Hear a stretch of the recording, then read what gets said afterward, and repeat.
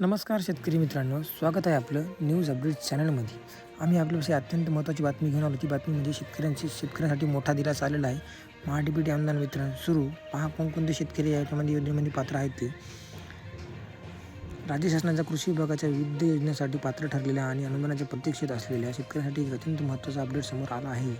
MahaDBT farmer स्कीमच्या माध्यमातून राबवल्या जाणाऱ्या या योजनेच्या अंतर्गत ज्या शेतकऱ्यांना पूर्वसंमती मिळाली होती, ज्यांनी बिल आणि चालन अपलोड केले होते, परंतु निधी अभावी त्यांचे अनुदान थकीत होते, त्या सर्व लाभार्थ्यांच्या खात्यामध्ये आता अनुदानाचे वितरण सुरू झाले आहे.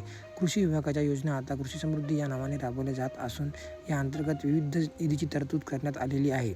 या योजनेअंतर्गत कृषी यांत्रिकीकरण, ठिबक सिंचन, तुषार सिंचन यासारख्या सिंचन योजना, तसेच बी बियाणे आणि इतर अनेक महत्त्वाच्या बाबीसाठी अनुदान दिले होते. ठिबक सिंचन आणि तुषार सिंचन पाईप यासारख्या बाबीसाठी निधींची उपलब्ध नसल्यामुळे अनेक शेतकरी अनुदानाच्या प्रतीक्षेत होते. महाडीबीटी फार्मर स्कीमवर सुमारे 2,000 कोटी रुपयांपेक्षा जास्त निधीच्या लाभार्थ्यांना मंजुरी देण्यात आलेली होती.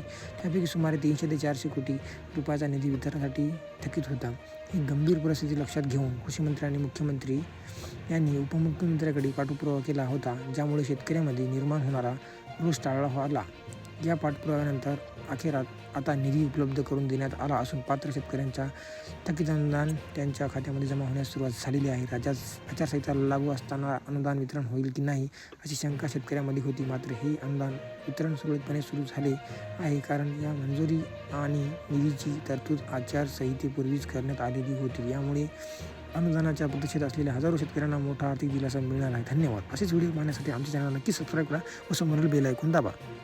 जय जवान, जय किसान, जय शेतकरी.